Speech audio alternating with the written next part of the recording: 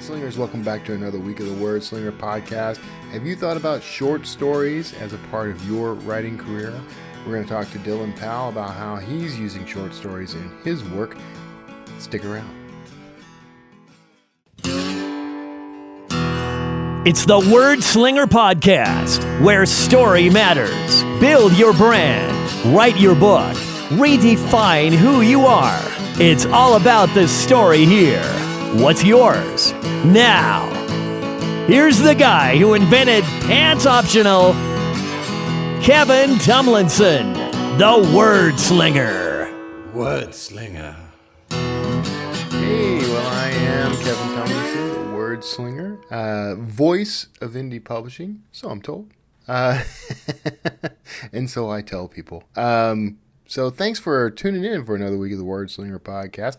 Now I'm talking to he's actually a good friend of mine. We Dylan and I run really in the same circles in the Houston, Texas area. We've both been copywriters here in the area for years. I'm not really a copywriter anymore. Not professionally. Well, professionally, but I'm not being paid by people to write copy anymore. I'm not doing client work anymore, really. Very rarely. But Dylan and I have both worked for some of the same ad and marketing agencies here in town, and we know a lot of the same people. We work with a lot of the same folks pretty frequently. So, we've always kind of been in each other's circles. He's a great guy. He and I have a lot in common, including our love for thrillers and mystery. Now, Dylan is doing some cool stuff. We talk a little bit about how he's doing, how he's handling book tours and that sort of thing, how he got some pretty nice offers and gigs. We get into some of that, but what I really focused on in this chat was his short fiction. He's had some mystery stories published here and there, a couple of magazines. I'm very interested in the magazine market. I used to hit it up years ago. Things have changed a little, but not so much, I was glad to hear. So I'm looking at short fiction as a part of my strategy going forward. It was great to talk to Dylan about this stuff. So I'm not going to hold this up anymore. We're going to jump right into this interview with Dylan Powell. And I'll see you. Oh, stick around. Got stuff to talk to you about on the other side. I'll see you on the other side. Hey, thanks for sticking around, tuning in. This week, this is going to be a fun one because every now and then I get to talk to somebody who's a local to me. And so this is somebody I've managed to talk to, I think, at least once, maybe twice in IRL, right, Dylan? But I'm talking to Dylan Powell. Talking to Dylan Powell. He sometimes known as William Dylan Powell. We're going to get into why, because I want to bring that story back up, man. But we're talking to Dylan Powell, who is the author of this book, if you're on YouTube, 100 Things to Do. Let me get the light off of it. 100 Things to Do in Houston Before You Die.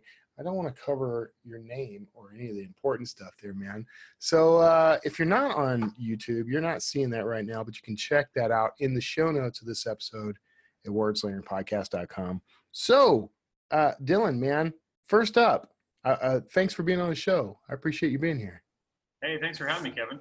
Anytime, man. I've kind of been looking forward to this. I've been trying to get you on forever. And you're always too busy with these book signings and checking, you're at Costco, you're at Murder by the Book.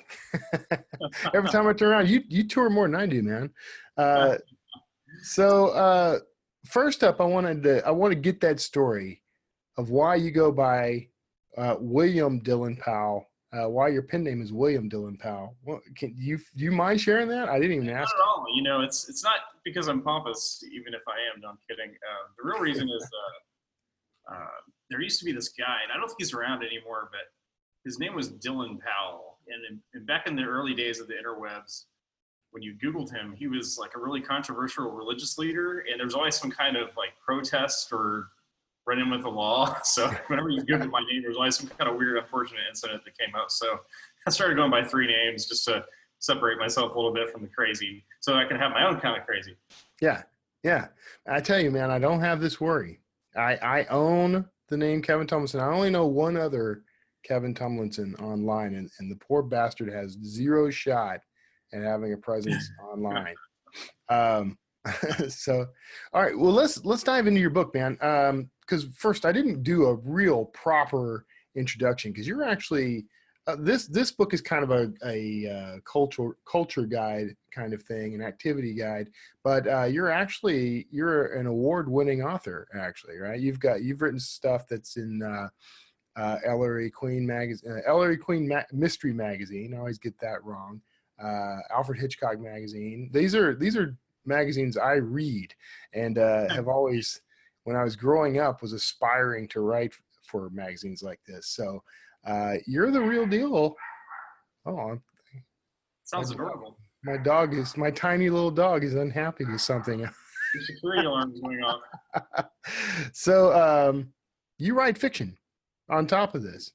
I do. I've got haven't broken out with that big novel yet, but I've got a couple things going on this year. I've got a story in an anthology coming out called The Eyes of Texas. That is, it's all private eye stories, Texas based, and it's was kind of concepted to come out in conjunction with the big VoucherCon conference that's going to be in Dallas this year.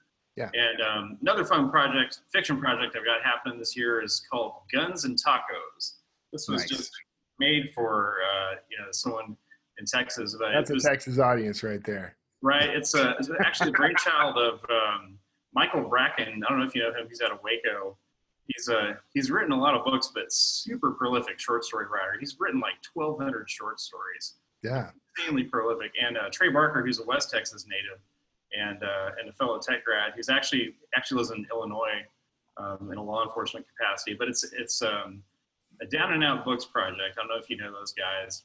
They do a lot of gritty kind of crime mystery type fiction, but it's 6 authors, and each of the story has a sketchy taco truck in a bad part of Chicago, and you go and you pay for the food, and you get the food, but you get a stolen gun too, and you just have to take whatever they give you. And so it's 6 authors writing 6 sketchy, all off the same taco truck, but different stories, and they're going to release it at the end of this year as a serial, like 1 a month, and then the book's going to drop, like I think the Christmas market this year, tentatively. Anyway. Nice. Great. I want to first talk to you about your the new book, but I want to dip into this whole magazine market thing that you've got going, because this is something I think a lot of authors overlook these days. It used to be the norm. It used to be, if you wanted a writing career, you basically started with magazines and short stories. And these days, I don't think that's as common, but I think a lot of authors could benefit from it. But first, I want to talk about 100 Things to Do in Houston Before You Die. How did this book come about? Well, actually, it was born of tragedy. There was a first edition of this book was written in 2015, and guy here, I think he worked for the Greater Houston Partnership. Wrote it, did a great job, included lots of interesting things. And the publisher, who's Reedy Press out of St. Louis, had a terrible warehouse fire. And so every copy of the book was lost. And they lost like 100,000 books overnight. It was a really terrible deal. And rather than just reprint the books as they stood for some titles, they thought, well, why don't we just hire another writer and have them write it from scratch? And that's why I decided to reach out. And I got the call. And I was telling the story the other day that I almost blew it, though, because they reached out to me during Harvey. And we only live about a mile and a half from Buffalo Bayou on the west side. And so we had sandbagged the back of my house and turned the power off and went to a hotel. And while we're at this hotel, I got an email that says, would you like to write a book called 100 Things to Do Before You Die? And my only response was, sure, the first one could be learn to swim. And then I didn't hear anything else back. I blew that with my sense of humor. I should have just kept my mouth shut. But they did eventually reach back out to me, probably after every other writer in Houston. I don't know, you may have gotten the call. But, I didn't. They didn't call me. It was cool, though. It's sort of like a passport of cool things to do around town. And every little page is a different destination. And one of the cool things people are doing that wasn't my idea is to, when you go to and do a thing, like say one of the things is brunch at Hugo's. If you go to have brunch at Hugo's, they're like asking the waiter to sign the page of the book. Oh yeah. So people are like collecting it like a passport signature. You know, that's pretty fun. Very cool. So it's kind of like the thing you keep in your glove box, and yeah. Sort of deal. And you're out and about, and you just need something to do. I love books like this. My wife and I have had similar books to this in the past, and we always forget they're there until the point where they're no longer useful. Like we'll have like 20 books for let's say what to do in Austin, and we'll go to Austin and leave all 20 of those books at home, and then by the time we remember to take them, everything that's in those books has gone all closed. Yeah. I've already had a few casualties. Yeah. Well, which is in San Antonio, not Austin, but you get the drift. So yeah, exactly. That's cool, man. So they've this is a traditional publisher, I take it. They're a national publisher. Is that right? Yeah, they're a national publisher. Yep. They do they're a smaller shop, which actually is great for a writer like me. You know, actually would return my phone calls if I call. Yeah. They market for me. I have a publicist who sets up all these media events, and it's really nice. You know, sometimes bigger shop. I wouldn't know by experience, but I've heard stories of friends where, you know, hey, you got the deal. I hope you earn out. Good luck. You know. Yeah. Now, I saw on your bio on the back cover that it says for more information, go to HoustonWriter.com. Is that you? Oh yeah. Really? Okay. I'm a little envious of that that domain name. Okay, I tell you what, I'm not in Houston proper, so we'll just say you're the Houston writer and I'll be the Sugarland writer. I'll have to there you go. write out right now and get sugarlandwriter.com. Perfect. Yeah, so that's cool, man. I had a couple of opportunities to do things like this in the past. I remember at one point I was asked to give a pitch to do a book, The Groom's Handbook, when I was getting married. Whoa. And I was gonna do it. And I don't remember why that fell apart, but it did. I'm kind of glad it did, because I think that would have put me on a different writing path than what I wanted to be on. So. Well, I heard 50% of those fall apart. No, I'm kidding. That's that would be tough. That'd be a lot of pressure. Yeah. Maybe that's why I didn't get the deal. I don't remember anything about my wedding, really. I've been married almost 20 years now, and I remember my car broke down on the way to the wedding ceremony. I forgot socks. Steve gave me some socks. Someone handed me a scotch, and I just woke up on my honeymoon. I'm like, what just happened? We have similar wedding stories. That's weird. My wife, but don't you remember the tablecloth that your groom's cake was on? I'm like, honey. I don't remember that there was a groom's cake, nor do I remember there being anyone else at the wedding. That's cool, man. And you're out promoting this. So are they arranging these promotions at like Costco and other places, or are you doing that? You know, it's actually a very fair and profitable way to do it. It's written in the contract that I have to set up a handful myself. And then they also have a small staff that will go through and just, spend a couple weeks at a time, working on my behalf. So I like that because, you're not tempted to just, well, I have people for that, Right. And you have fewer events. It's easy to do that. I've done that before, Yeah.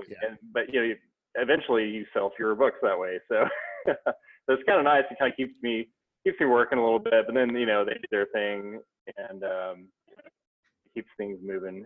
So what are you doing when you set those up? A lot of people, this is something we don't talk about a lot on the show. I've done book signings and that sort of thing. I don't think I've ever talked to anyone about finding these things. So what was your process when you're out looking for a place to do one of these?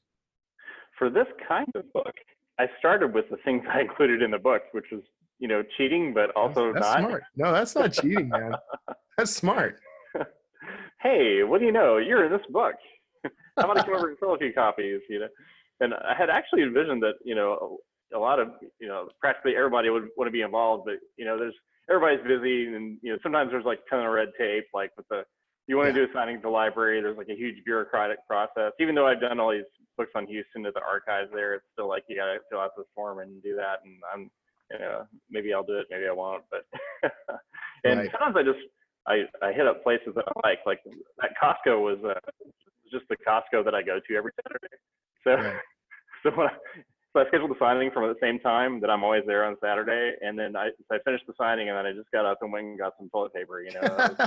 I'm going to get this huge bag of wings now on my way out. I'll still sign stuff. Exactly. So I'm in line at the end, and like, hey, weren't you just signing books back there? I said, yep. And now I'm buying cheese balls. So the way it went.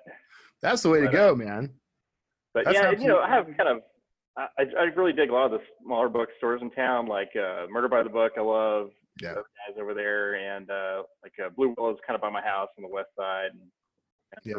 And I kind of like starting at those places because it's different than one of the few remaining Barnes and Nobles. Or now, did Murder by the Book let you sign this book there? Yeah, they did. Because they gave me a hard time because when I first starting out, I tried to set up a signing for one of my sci-fi books there. Like, no, really? Very strict about this. It has to be in this genre. Oh, like, I understand. So I come back later as a thriller writer and everything's cool. But then right. You're there, and I'm like, well, I know he wrote some short fiction for mystery magazines and that sort of thing. It must be. That's probably what did it. Yeah. And I'm in the Mystery Writers of America. There's always a signing going on over there, and like that kind of thing. But mostly, I just like that place. Yeah. So. Yeah. And it's kind of it's famous. That bookstore's famous. Like it attracts all the big name authors. It does, man. Oh, yeah. I think they either about to have or just had James Lee Burke with his new book. But there's like every weekend there's something there, and it's always something I want to go to, and it's always something I realize is happening when I either already have plans or it's over. I'm like, yeah. You and I need to start. Let's make a little bro club, and we'll start going to some of these together. I'm down with that. And we'll be really critical. Let's be really critical of every author that comes through there. Like, You're shit, Cormac McCarthy. You're shit. Better. Yeah. Steve Barry, go home. I'm actually interviewing Steve Barry for a second time in a couple of weeks. Yeah. How cool is that? He's mildly successful. What's that? He's mildly successful. He's mildly successful. He's one of those people, by the way, who's, and this actually gives me hope, believe it or not. He's one of those people that is he's super famous and no one's heard of him. Like he's Dan Brown level, maybe not Dan Brown level. He's like the next tier down from Dan Brown, and nobody's heard of him. That's so true, and that's so weird. It is weird. Yeah, I heard something on the topic of tiers and writing careers. I think I heard it on your podcast, or maybe it was on Writer Types. It was on one podcast that I listened to. And it was something that I try to remember sometimes when sometimes you feel a little beat up, you can't sell your project or whatever. Yeah. It's that no matter where you are in your writing career, like someone wishes they were you. That's right. when you think about it, that's so true, right? I get interviewed.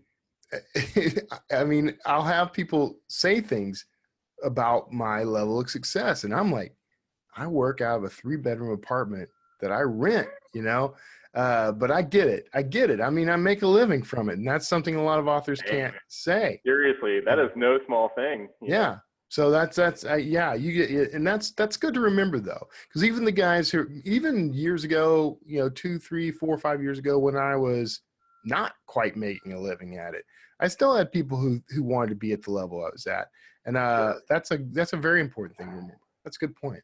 If you just have made the decision to be a writer and you haven't really sold anything yet, right? Someone wishes they had the guts to do that. I tell, me, man, I'm all about, I want to inspire, especially writers, but everybody, but writers in particular. I call a lot of these folks will-be writers, the ones they haven't published anything yet, but they're working on it.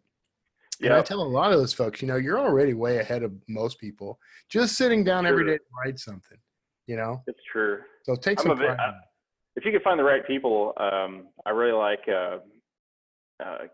writing, like having beta readers in a critique group. I'll kind of go in and out of critique groups sometimes, and I've got one that I meet with now. And there's always one person in a critique group that won't ever bring anything. Right. Like, most people bring something all the time. That person may not ever bring anything for like 3 years. And then they like write this book and it's amazing, You're like, oh, you were just saving it up. Okay. They don't bring anything until they show up one day with like their, Pulitzer or similar award. So Exactly. I want to talk to you. One of the things that I wanted to chat with you about that I've been looking forward to is because you do hit these magazine markets, and I wanted to kind of pick your brain a little on how that goes for you.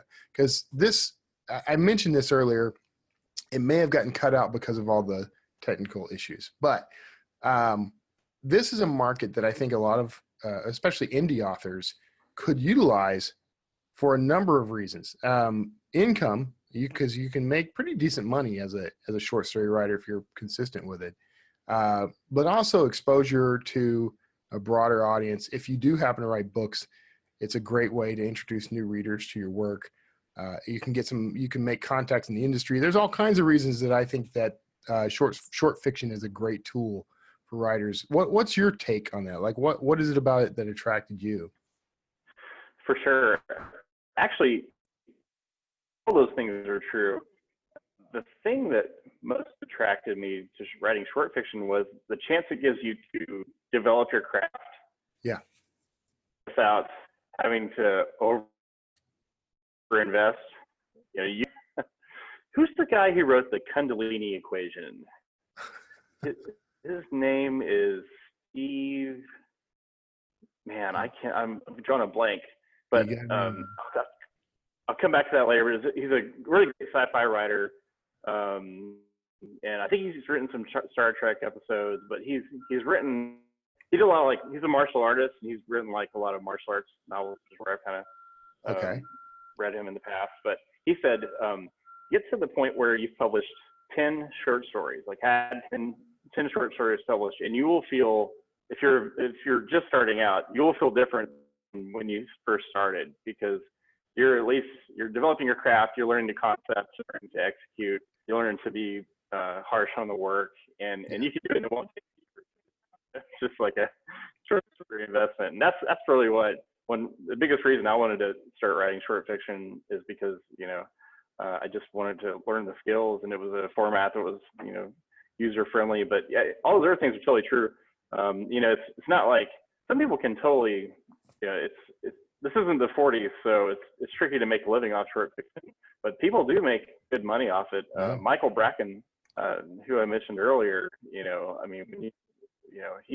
I think he went through like 14 years where he had a short story coming out every month. Yeah. That's an incredible run when you think about that, because there aren't that many short story markets. Right. But it was like, Saturday Evening Post, Women's World, all the Ellery Queen, all those, it was like something every month, and he must do pretty well with that. But it's definitely like snow ski to me, Yeah, and as indie authors in particular, and I'm not just anyone who wants to write for a living, this is a great resource. But one of the reasons why I push this for indie authors is that you typically get the rights to that story back after a certain period. So you can. That's right. Yeah, usually.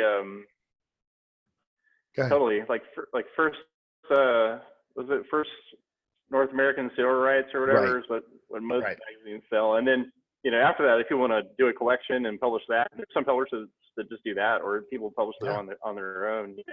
Some people just money. Continuously resell the story to different magazine markets over the years, which is interesting. But I rather like the idea of taking, if you can, over the course of a year, if you can manage to get, let's just say 6 stories published over the course of a year, which is a pretty big feat. But you get 6 stories published. Yeah, that's pretty aggressive. If you're doing it regularly, though, I think you could do it. But even if it's just one of those sold over the course of a year, and you've got 6 to 12 short stories, we'll say, whether only one of them sold or all of them sold, you can package all those at the end of the year into a book. And if they are somehow related to other, long format fiction that you write, so much the better. So I love them. I love the whole idea. I just love reading them too. And that's, sometimes I just, as something I want to write. And Yeah. some stories, they're so organic. I don't know if you're a plotter or a pantser, but Total you don't have pantser. much time and pantser. Mhm. You're one of those talented ones. Some people might disagree. I Go don't know ahead. how I'm people sorry. do it. I wrote 3 novels before I realized, oh, that's not the way I do it well. I finally get it. I'm not a pantser. But short stories are so organic. It's you can you don't have to plan in advance. They can be very emotionally charged because there's not that much time, and they can be intricately plotted, but Yeah. it's very organic. That brings up a good point, though. What are you aiming for when you're writing a short story? Well, do you have like a word count that you aim for? I don't. Oddly enough, though, most of the short fiction that I've written has come out to around 7,000 words, and I don't know why. Yeah, that's where your rhythm is. I guess so. I tend to think of them all in one go, like what happens in the ending, and it just kind of comes to me, and I just sit down and write the whole thing. And almost all the ideas I've come up with are like sitting in traffic or lying in bed, and they just sort of happen. You can't do that with a novel length work. I don't know. I can't personally. But everybody's got their thing, right? And like it's weird, but for me, that same sort of thing happens at around the 60,000 word mark.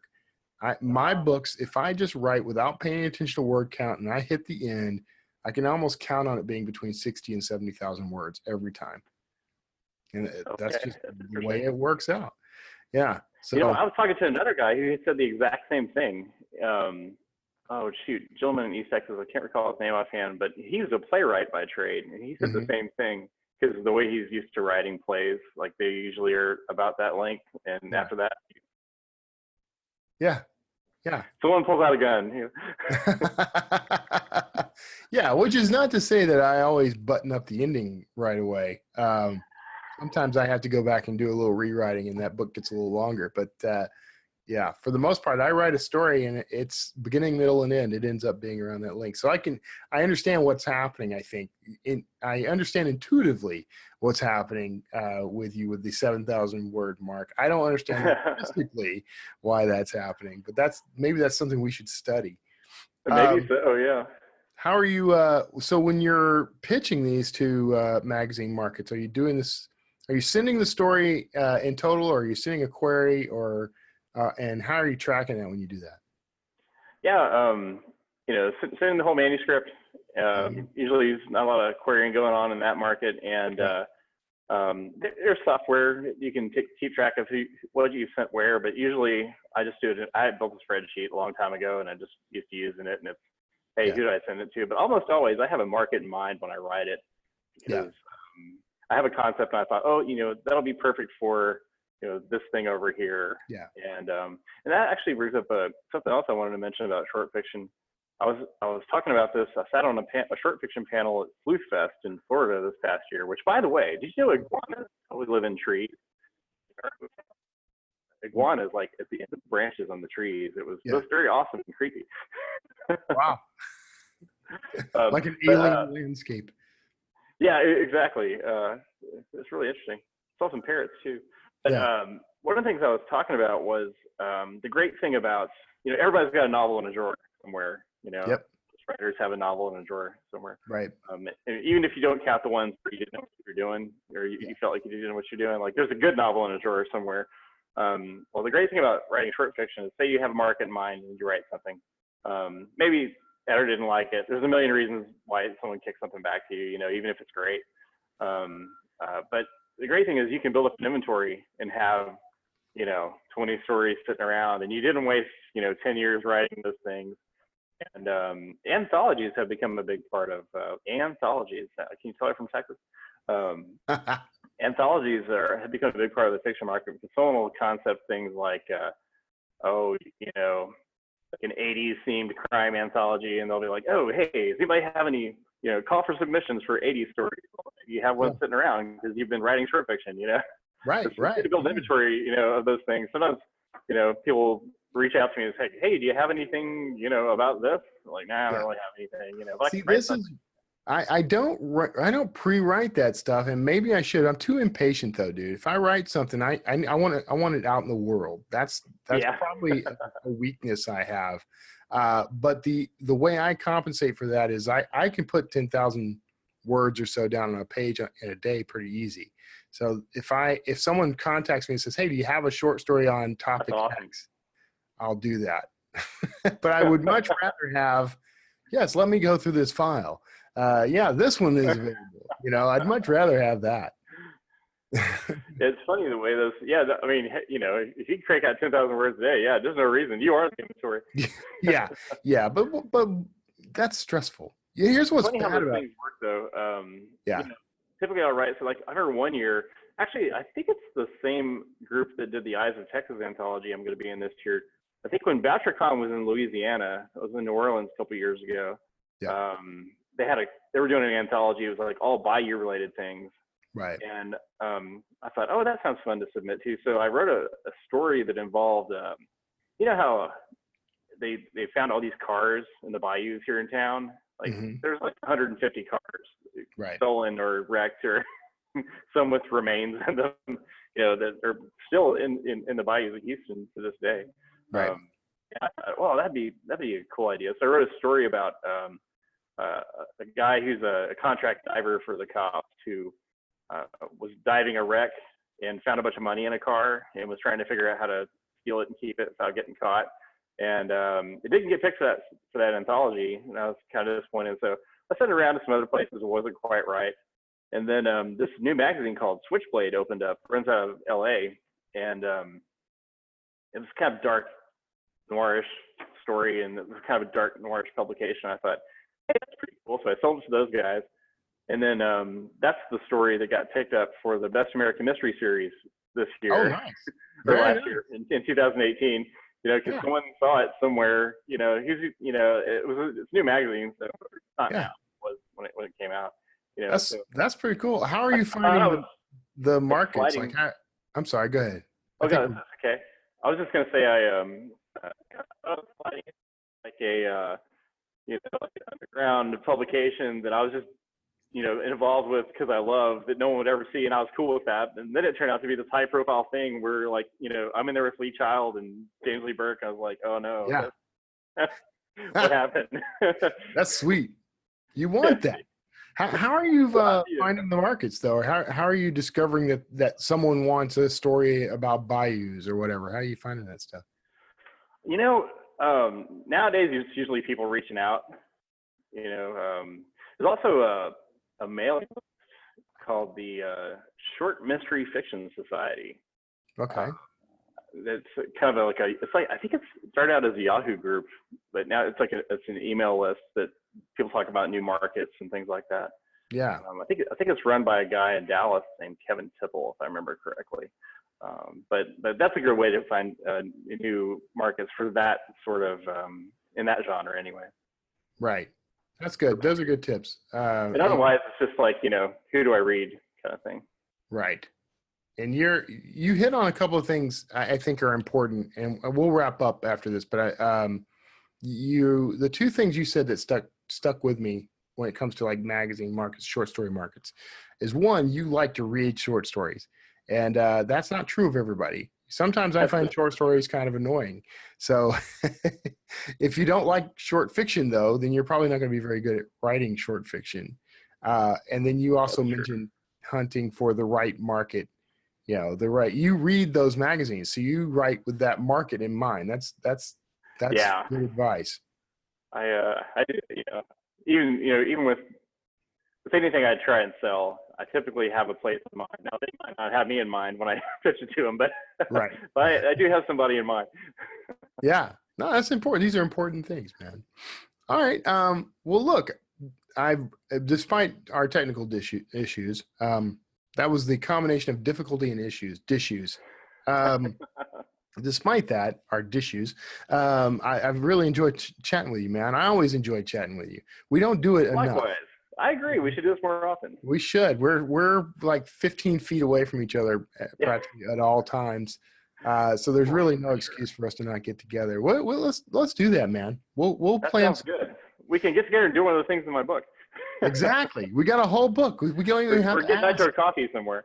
Nitro Coffee, we didn't share any of those stories on air. We'll have to do a follow-up episode at some point and let people know what the Nitro Coffee thing is about. Sounds good. Yeah, I just actually signed the contract for another book with that publisher. It drops, I think, tentatively next year. It's Secret Houston. So Nice. It's like things to do and see that are kind of under the radar, like the Stern or Mark Frailas and things like that. So yeah, that's cool. All right. Well, you got me hooked, man. I'm gonna have to buy another one of your books. I'll make sure to bring this and maybe your short story from the one I have from you from Ellery. Sweet. We'll get something signed. All right. Cool, man. Well, hey, thanks so much for being on, man. I appreciate it. Thanks for having me. All right, everybody else. I hope you enjoyed this interview, and make sure you pick up 100 Things to Do in Houston Before You Die, even if you don't live in Houston, even if you're not coming to Houston, because reasons. But buy that, support Dylan and his work, and find everything you need to know about Dylan on the show notes of this website, this episode on my website at wordslingerpodcast.com. And right now, you're probably hearing that groovy theme music. You may dance in place at will, and I'll see you on the other side. Hear your book the way it was meant to be heard. With a fully custom soundtrack based on your material. An album of music that perfectly fits your characters, your settings. Hear your book today. SonataInscribe.com. Hey, thanks for sticking around through that interview with Dylan Powell. I hope you got something really useful out of that. Short fiction is it's something I'm keenly interested in these days. I recently, for my mailing list, I wrote a short story called The Janai Sigil, which I know gives some people some difficulty. Nick Thacker in particular had trouble with the title. I don't care. I think it's a great title and I like it. But people have really responded to that short story, and it's really it's sort of stoked a fire within me. I've had kind of a pretty keen interest in getting back to short fiction for a while now. It's been tricky because I've been very heads down on getting more Dan Kotler novels written. And I'd always had trouble with a Dan Kotler short story in the past. I'd written one, which was The Brass Hall. And in fact, that book, that novella, people have pestered me for years now to expand it into a novel. And I was going to do that. But I went a different direction instead. I'm not ready to fully reveal what has transpired there, but I will soon, because I've done something really cool with that, I think. But the short fiction idea, I've talked to a lot of people about this, and Dean Wesley Smith in particular. I had a chat with him on this show, but also at 20 Books Vegas, and he and his wife, they both do a lot of short fiction, and they have these strategies that I think are brilliant. I mean, they put this stuff out for the magazine markets, so they have an income stream coming through there. They collect these into volumes that they can release as the Smith Monthly sort of short story magazine format kind of thing that he releases on Kindle and elsewhere. There's a lot of opportunity here. Now, I've talked to some folks who question this, whether or not it's really effective, whether or not it's really worth the time. Do they really make enough money off of it? How much effort goes into it? There's a lot of things to consider if you're thinking about short stories as a revenue stream. I kind of just like the idea. One of the things I like about short fiction is I can leverage it as content for my mailing list, and as a way to draw in new readers. My idea, the strategy that I want to experiment with, and I believe has been hinted at by Dean and others, I want to start getting a bunch of the short stories out there and in the magazine markets in order to act as another means of discoverability for my long format fiction. So if I can write short stories that feature Dan Kotler and Roland Denzel or any of their sort of ancillary characters, that gives me a path to put readers on. Now, it's questionable whether or not readers of short stories will also want to read longer fiction, but I feel like my novels are really tend to be really long short stories. That's the way I've kind of thought of them, like, 60 to 80,000 word short stories because of the way that I structure them. So I think the format would work really well. You can, by the way, try this out. Help me figure this out if you like. Go over to kevintomlinson.com and click on one of the little banners I've created for the Janai sigil, and sign up on the mailing list and get the free short story.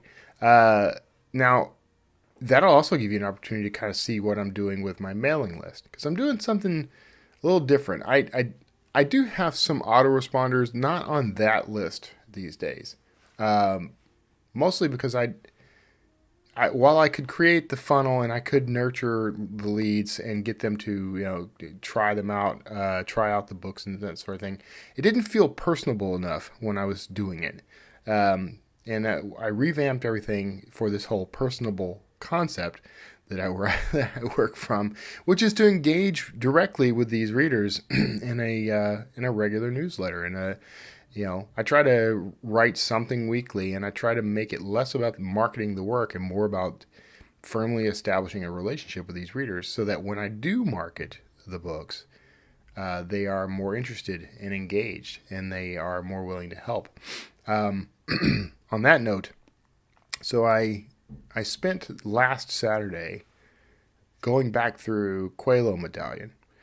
If you're on my list, you know the story here. But here's what happened in short. And I'm kind of fuzzy on some of the specifics, but one thing I knew happened. And hold on, I'm gonna mute myself while I clear my throat, because I am dying here. Hold on. Sorry about that. Everyone knows that in an audio format like podcasting and radio, silence is always golden. And of course, drinking water in your ear. So here's how things shook out. Somewhere along the way, when I first published Coelho Medallion, I was still figuring out the genre. And I had some vignettes in the opening prologue of that book, and one of them was, I think there was maybe at least one too many. So I had left that in, and then I'd also made some pretty heinous mistakes. I had at one point I reveal the mole, the guy who is sort of playing double agent. And I name him, and then later, for the rest of the book, I refer to him by another name as a different character, an already established character. So that was a glaring problem. Some folks called that out. A lot of people just completely overlooked it, which I think is interesting. But it always bugged me, and plus there were typos and things that I knew were there that I wanted to fix. So I had gotten a lot of feedback from people over the years with notes on how to fix the book and things I should focus on, especially typos.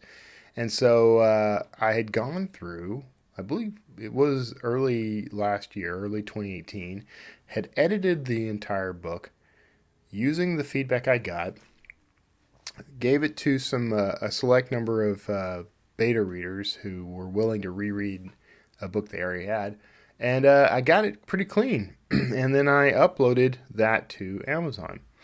Well, somewhere along the way, and I'm not sure when, so I've re-upped several versions of that book, not with major edits, but with like little minor things. Maybe I'm updating the call to action. Maybe I'm changing maybe I'm adding the current also by page. There was all kinds of reasons I would update it.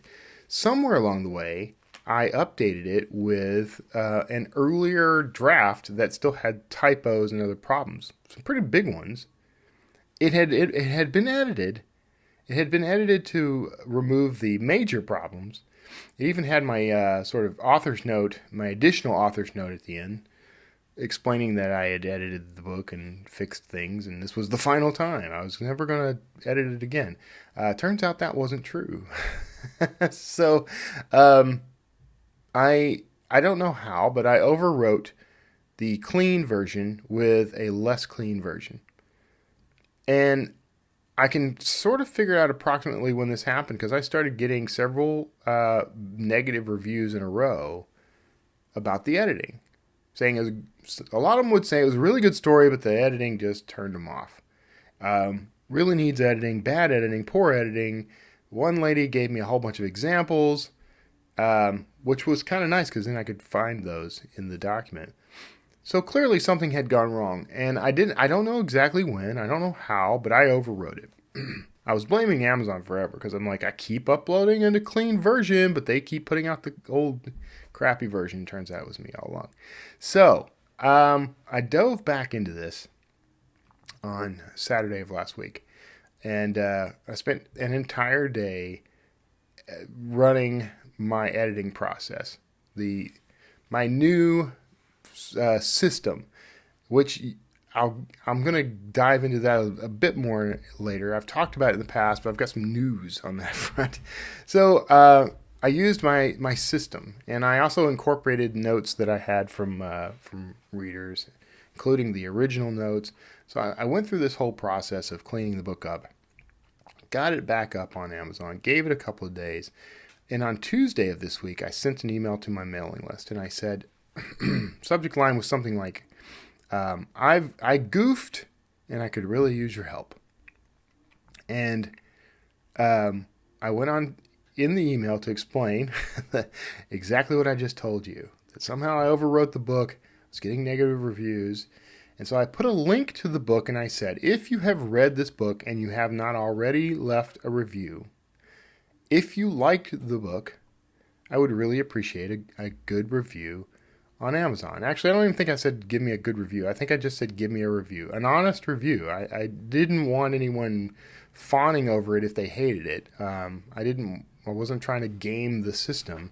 I was trying to basically get past the negative reviews, get some positive reviews up on this book, to let people know that things had changed. So I was very personable, as I've said. Meaning, by the way, that I'm talking to them like they are good friends of mine and not customers of mine. Although I am professional, I do, and I'm not revealing personal details per se, but I am approachable. I make myself a normal human being in talking to other normal human beings. The response I got from that, hundreds and hundreds of emails from people saying they understand, people make mistakes, they're happy to help. Some people said they've already reviewed it. Could they review it a second time? And then, I explained that. And some people said that they'd never read it, but they were going to, and they would review it after. Some people said, I never even thought about putting a review, so I'll go do that now. Some people said I commented on the negative reviews and said you had fixed this problem, which I did not ask them to do. Actually, would have preferred no one had done that. But I don't think it necessarily hurts. So, there's a part of me that kind of worries that Amazon's going to see this influx of reviews, because I think I got a good 50 new reviews that day. Just that day. Part of me kind of wonders if Amazon is seeing that spike in reviews and is questioning it. Sorry about the swallowing again. But, if that happens, it happens. I have no control over Amazon. And I did not pay anyone or present a free book or give anything away to get these reviews, and I didn't ask for positive reviews. Now I have a policy. I would rather people never leave a review if it's going to be negative. And there are obvious reasons for that, but there's also this. I've stopped leaving negative reviews. I used to leave them. There's plenty of them out there, and some of them are kind of scathing. Some are funny, but the thing is, I've come to realize, and I have some empathy for people now because I'm a producer of content as well. But I've come to realize that negative reviews never serve a positive purpose. And I've had some argument against this idea from a few folks, but I'm going to stick to it. And here's why. Because there's a difference between offering, criticism and feedback with the intent of helping someone improve and providing only negative criticism in a public venue. What's your purpose for that? Your only purpose for that would be to persuade people to not read the book, which would mean you might influence someone who might not otherwise have cared that there was a typo, or 2 or 50 or whatever, and would have just enjoyed the book and gone on to discover other maybe better edited books. You're going to discourage that person from even trying the book. So there's no good that comes out of negative reviews. And if you disagree with me, I understand. It is opinion. It is an opinion. Some people can be very, I don't know. It's some people come off like they're schooling me. They're teaching me. Listen, this is going to hurt you more than it hurts me. But you suck, and you should give up. Some people come off like that. Look, sweetie. This isn't for everyone. Not everyone should be out there writing and publishing, and you're in that crowd. You shouldn't be. I've had people say things like that to me. Thankfully, not a lot of people these days. These days, I get a lot of encouragement, and I get very few negative reviews, but I was getting several in a row on Quailo Medallion for the editing. So I fixed that. I got these reviews. Now, where I wanted to kind of bring this around was this personable approach that I'm using in email has benefited me in incalculable ways. It's been really remarkable as I've really entrenched myself in this idea and just plowed forward with it. I should say, and I've talked about this a little before, but the idea here is I took out the slick marketing approach, and I'm only talking to people like people. And because of that, when you ask someone for help, they're more willing to help you. They feel that they're doing good by helping you, and that's good for everybody. Now, in turn, I am very responsive to everyone. When I get an email from a reader, I respond. Sometimes it doesn't warrant a response. Sometimes, some readers, I had one lady respond to my request for help with, I am not going to be tricked into subscribing to a paid service, so no thank you. I'm like, well, I have no idea what you're talking about. I assume she went to check out the link and was encouraged by Amazon to join Kindle Unlimited. That's the only thing I can think of. And some people are like that. I'm not out to trick anybody, so I told her, look, it's okay. I'm not trying to trick you. If you don't want to receive these emails, there's a big unsubscribe button at the bottom of every email. I made sure to put a button you can click. It isn't even just a link, folks. I want them out. If they want out, I want them out. I don't want people on my mailing list who are mad at me, who are annoyed, who are never going to buy a book from me. I don't need you. So I give them the biggest door out that I can find. But I am responsive to these people. Some of these people write me asking for help. some authors are on my mailing list, and they'll write and ask, how can you help me promote a book? Which I have to say, I do some cross promotion, but I have to be very picky, and you should be too. You should be very picky about cross promotion. You should only cross promote with people who share your target audience, which for me means I'm going to mostly cross promote with thriller authors, and among thriller authors, I'm largely going to cross promote with authors who are writing archaeological thrillers or something akin to those, because that group is going to be my best bet, right? They're going to be my best bet for making sales, and they're also going to be my best bet for understanding, for being a good fit for the content that I'm producing, not for understanding it. They're gonna be smart enough to understand it, but they may not be a good fit for it.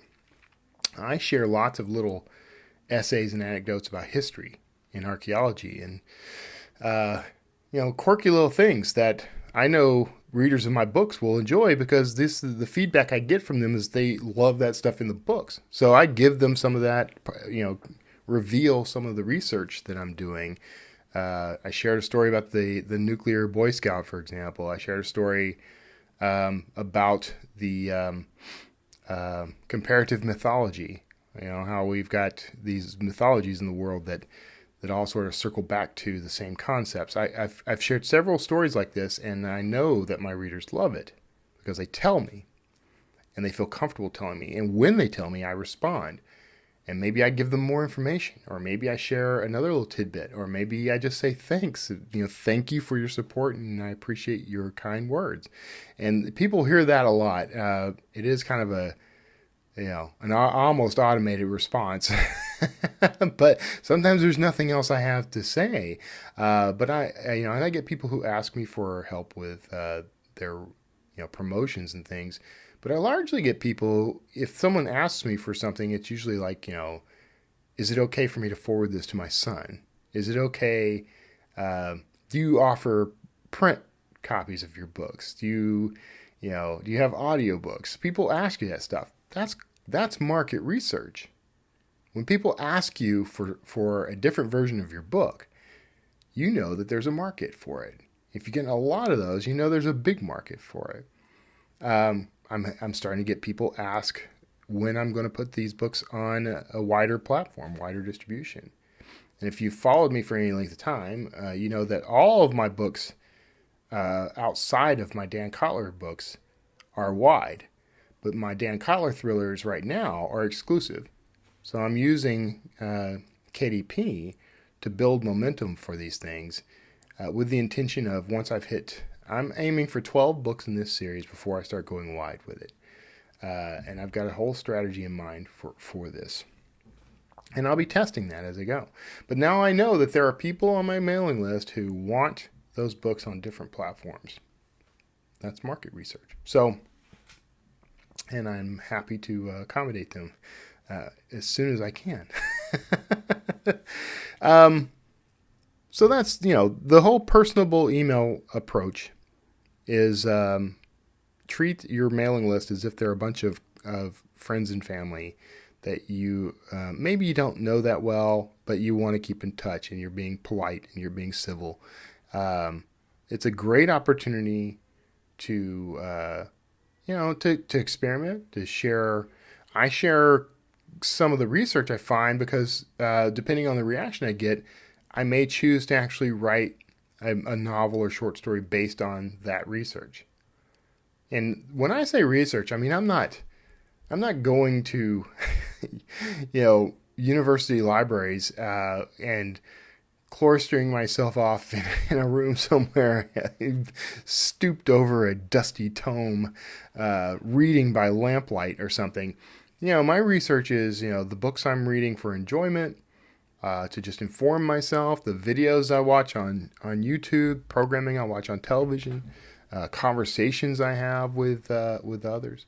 I gain my research and material through organic exposure more than anything. And if I need to drill in on a topic, I can do that. For example, this is a book I've been reading to kind of bone up on my Druidic history. This is just one of like 5 books that I've read recently, both in digital format and print format, just to learn more about the Druids.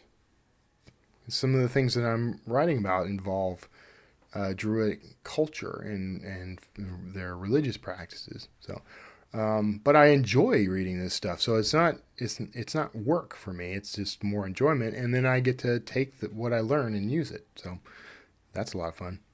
I was going to tell you about some news about the editing process that I have, because what I've done is I've really put a focus on editing because it's been a weakness. And now I think it's becoming a strength, and I think I'm getting much better at it. And I have a whole process that involves both, it's a combination of software and humans.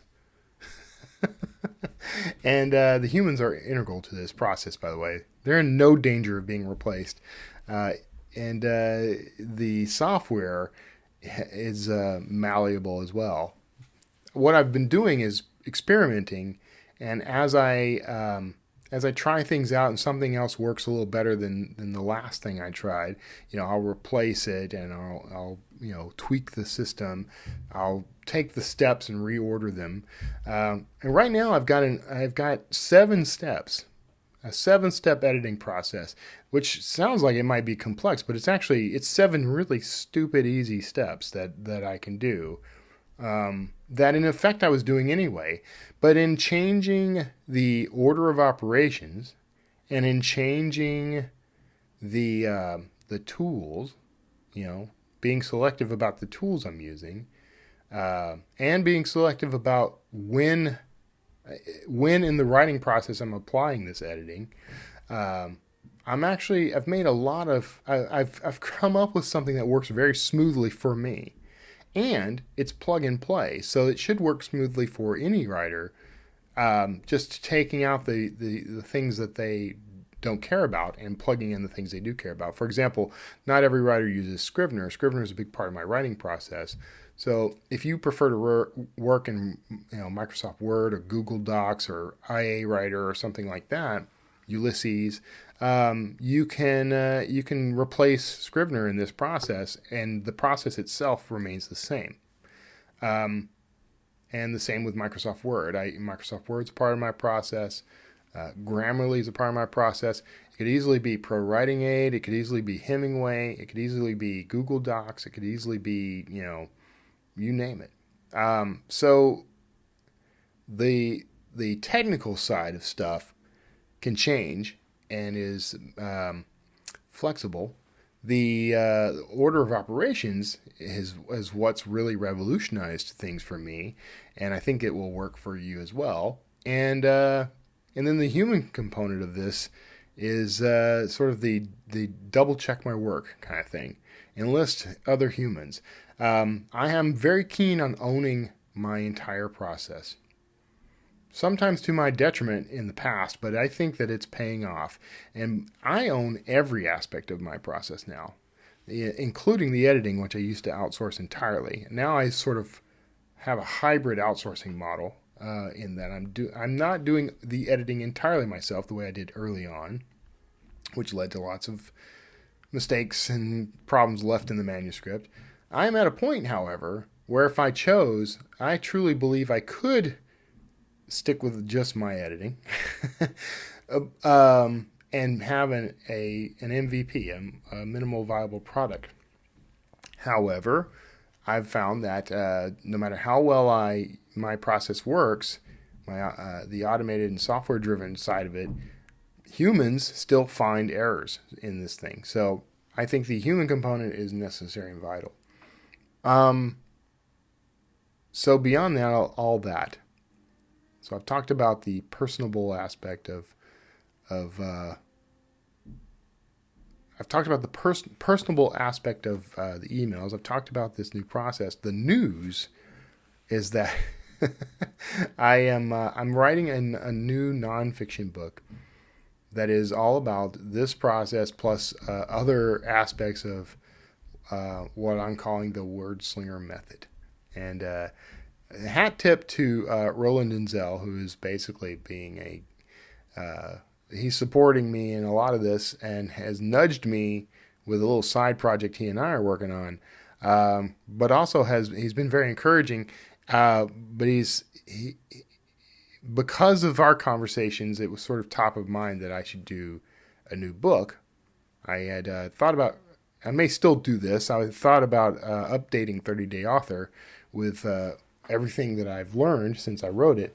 But instead of that, I think I may just go in and do sort of an update on certain aspects of it. And then this new book, it will be sort of the sequel to 30 Day Author.